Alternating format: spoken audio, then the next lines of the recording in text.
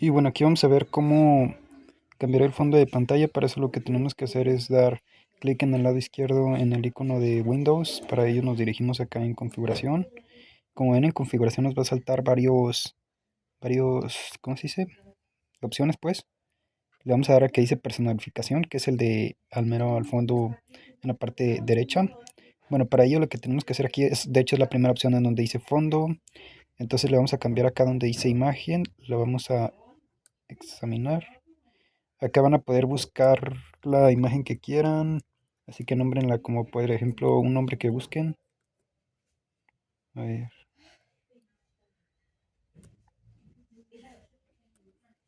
Por ejemplo, en descarga, suponiendo que descargaron la aplicación, digo, la imagen que quieran poner, eligen la imagen y como pueden ver ya estará cambiada.